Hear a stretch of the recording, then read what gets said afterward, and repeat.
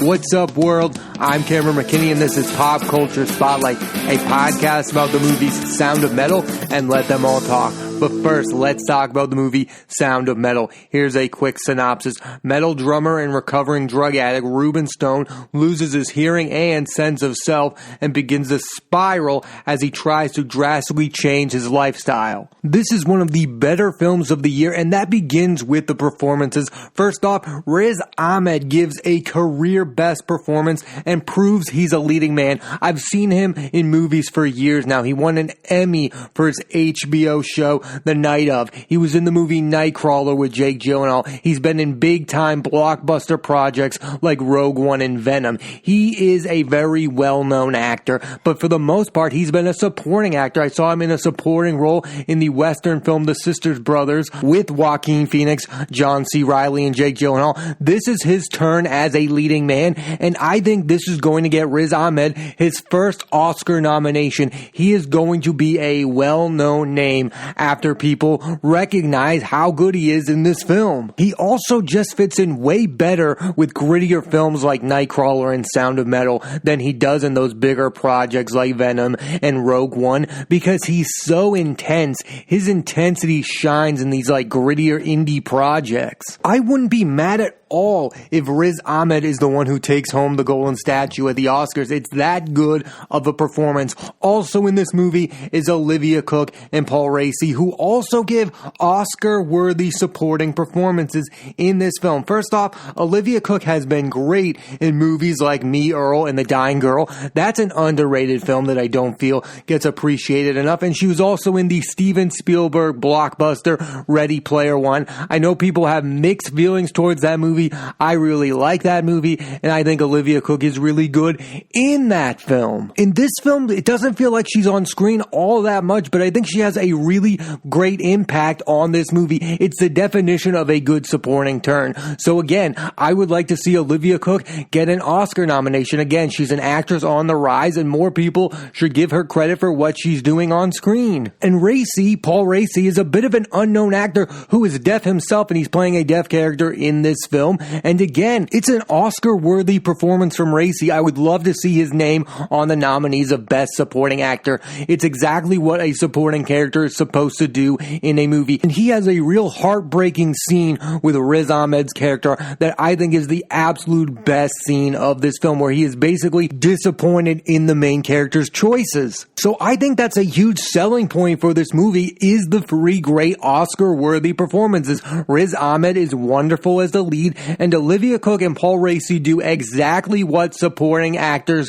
are supposed to do in a movie like this. They have some scene-stealing moments, and they add to the overall arc of the main character. And another thing that they all did is they all felt like they were in the same movie. In a movie like this, if one actor feels more intense than another, it could feel like in a completely different movie. Like, to match Riz Ahmed's intensity, I thought was pretty impressive on the part of Olivia Cooke and Paul Raci. They all felt like they were making the same movie, which sounds simple, but again, so many movies feel like one actor is trying to outshine the other, and this doesn't feel like it's the case. All of these actors give brilliant performances along with the other actors in this movie. This is a tremendous directorial debut for Darius Marder, who co-wrote the script and also co-wrote the movie Place Beyond the Pines, one of my all-time favorite films. Again, wonderful performances from Ryan Gosling, Ben Mendelsohn's in that movie, Dane DeHaan, Bradley Cooper. That is one of the all-time underrated films, The Place Beyond the Pines.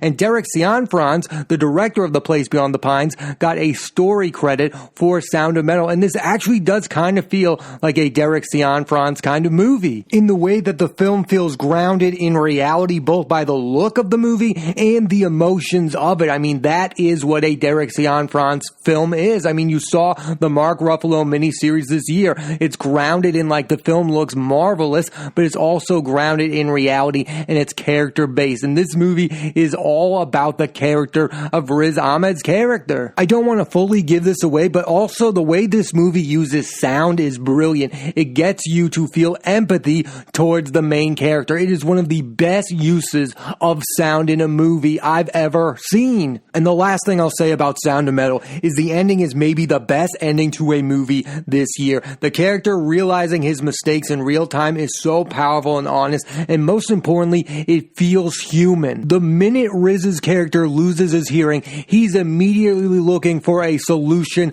to what he views as a problem, and the character is looking for a quick fix, and the ending is him realizing there is no quick fix. In a year like this, it would be wonderful to see Sound of Metal get nominated for Best Picture at the Oscars. It would be awesome to see Riz Ahmed nominated for Best Lead Actor. It would be awesome to see Olivia Cooke and Paul Raci nominated for their supporting performances. I think the most realistic of those things happening is Riz Ahmed getting nominated for Best Actor in a Lead for the Oscars. I mean, I think Riz Ahmed is definitely going to get nominated for this performance. It's so intense. It's so heartbreaking at times. He has some wonderful scenes. There's the scenes where he's playing with some kids at the playground who are also deaf. It's just a powerful film of somebody who has to completely change his lifestyle. There's a scene right after he learns that he's losing his hearing that he goes right back to playing the drums, like he's just going to try to make things normal again, because that's what he loves to do. He's playing the drums, and then you also have that aspect of him being a drug addict, and so you know that his life's been out of control before, and this is one where he can't quite grasp with his new reality. It's such a great performance. Again, I would love to see Riz Ahmed nominated for an Oscar, and I think it's going to happen. This movie deserves to get accolades because it's one of the best films of the year. I definitely recommend you watch Sound of Metal. Now let's switch gears and talk about the movie Let Them All Talk. Here's a quick synopsis. Acclaimed author Alice Hughes goes on a boat trip to receive a prestigious award, and she invites her nephew and her two oldest friends. This is the most wonderful surprise of 2020. I knew a new Steven Soderbergh movie was on its way, and I didn't know what to expect. I think this is one of my favorite films of the year. It has absolutely everything. So let's get right into it about what I liked. First off, Meryl Streep gives one of her best leading performances in quite a while. She's mostly become a supporting actor in bigger projects like Into the Woods, Mary Poppins Returns, and Little Women. In a lot of those films, she sings, which I'm not that big of a fan of her singing. I mean, a lot of people are talking about her possibly getting a supporting actress nomination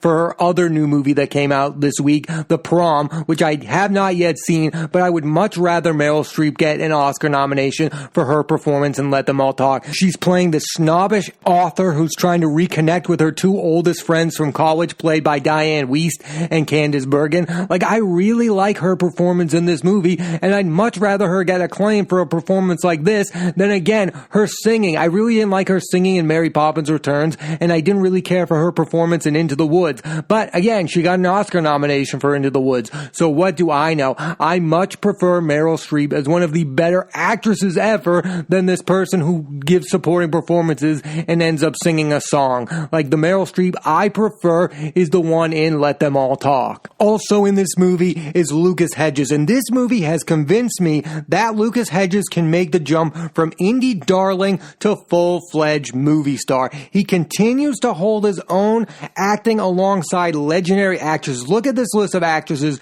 he's worked with: Frances McDormand, Nicole Kidman, Julia Roberts, and now Meryl Streep. And also his upcoming film, The French Exit, he's co-starring along with Michelle Pfeiffer. I mean, this guy is holding his own in these films while also being incredible in these indie films that not enough people are seeing, like Waves and Honey Boy. And a lot of this movie is just reaction shots of Lucas Hedges that I found endlessly entertaining. I just thought to myself, wow, this guy can make the jump to movie star, and I hope he's given more chances. Again, this is really the first time he's worked with a big shot Hollywood director in Steven Soderbergh. I mean, he's worked with Greta Gerwig, he's worked with people who are on the rise, but this is the first time he's working with a guy who's had so much success in Soderbergh. And Hedges just rises to the occasion, and also it was great to see Hedges just having a good time, because a lot of his movies are really intense, and this was the first time he didn't have to give a super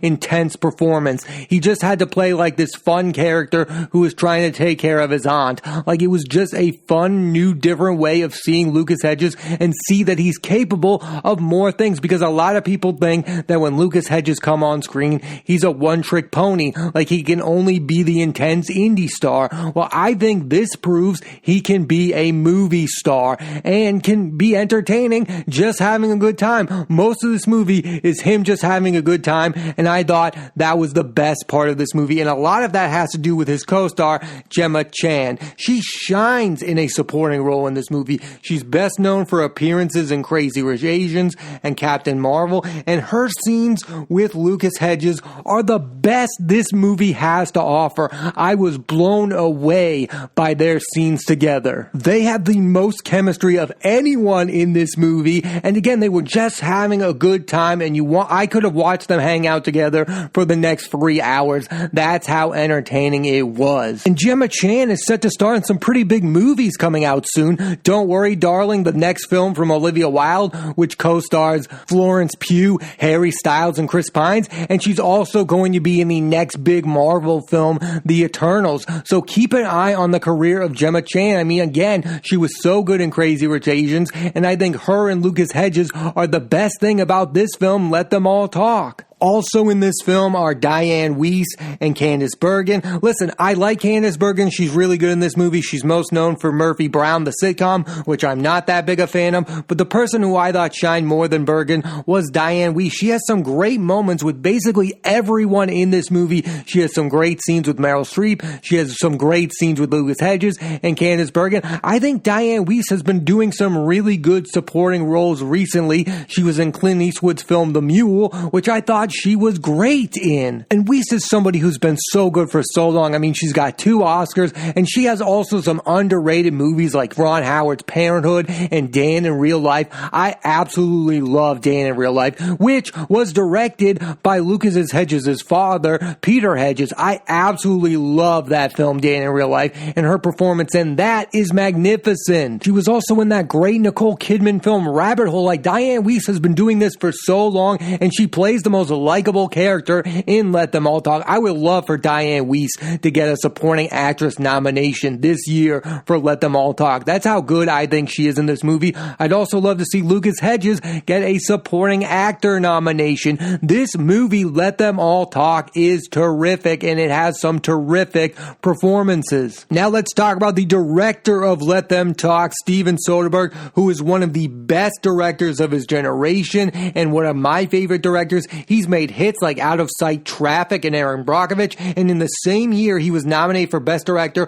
for both Traffic and Erin Brockovich, winning for Traffic. He also directed the Oceans trilogy, one of the best trilogies of all time. The first 2 Oceans movies are absolutely perfect. The third one isn't my favorite, but I think it's better than most other heist movies, and his latest films have been a bit of a mixed bag though. I seem to like them way more than most. Those films include Logan Lucky, which has great performances from Channing Tatum and Adam Driver. I absolutely love Logan Lucky. Daniel Craig is insane in Logan Lucky. He gives the best performance of that film. High Flying Bird, which stars Andre Holland. Zazie Beetz is in that film. Not a lot of people have seemingly seen High Flying Bird. I thought it was interesting. It was about the NBA and where he thinks that power struggle is going, where it's becoming more of a players' league than an owners' league. I think that's a fascinating film that's also entertaining. And you also have The Laundromat. The Laundromat is a movie that came out last year,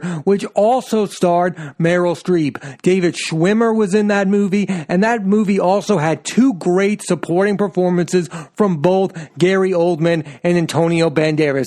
2 huge names, but not a lot of people were talking about The Laundromat, a movie that I think is really entertaining. And yet critics didn't seem to like it at all, and they completely ignored ignored a movie that starred Meryl Streep, Antonio Banderas, and Gary Oldman. And I don't know why. Banderas and Oldman were so good together in that movie. They really made that movie special for me. And again, it was a really good performance from Meryl Streep, who was dealing with her husband who had just died, who was played by the terrific James Cromwell. Like, I don't understand why people ignored The Laundromat, but I think a lot of these films recently made by Steven Soderbergh are getting ignored. I think part of it is because these movies are now going to streaming services, like High Flying Bird and The Laundromat were both Netflix movies, and Netflix seems to come out with a movie every single week. So again, you have 1 week to make a movie that's going to have a big impact, and surprisingly so, those two Steven Soderbergh movies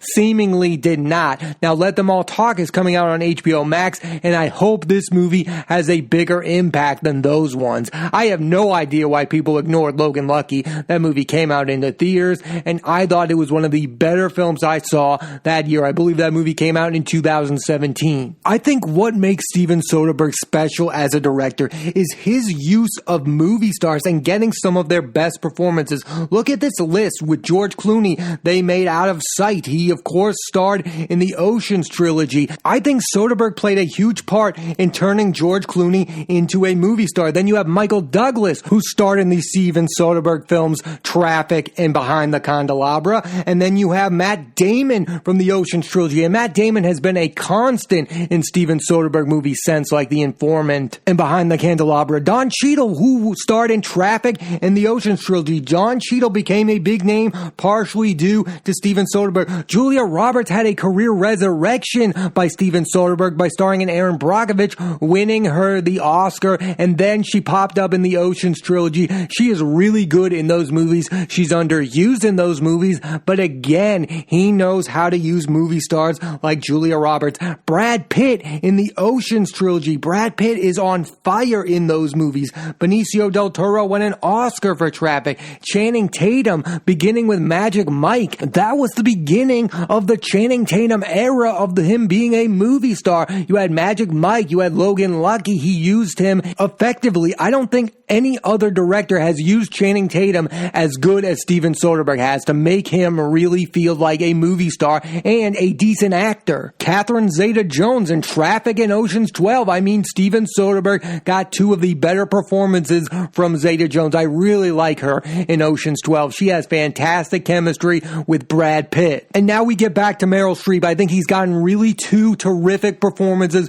from Meryl Streep in each of the past 2 years. In The Laundromat, I thought she was really funny. It was a fun performance from Streep. And then in Let Them All Talk, she really shined. She had some really good scenes with Lucas Hedges. I mean, I think he's gotten two of the better lead performances from Meryl Streep in recent times. And I think all of that has to do with Steven Soderbergh. He knows how to use the modern movie star to get performances that are meaningful and, most importantly, entertaining. Some people get movie stars and then they make a boring, slow movie. No one will ever accuse Steven Soderbergh of that. Soderbergh's next film, which will also be on HBO Max next year, is called No Sudden Move, and it also features a star-studded cast that includes longtime Soderbergh collaborators like Don Cheadle, Matt Damon, and Benicio del Toro, and newcomers like Noah Jupe, who was wonderful in The Undoing, Kieran Culkin, who's fantastic in Succession, Ray Liotta, who gave one of his best performances last year in Marriage Story,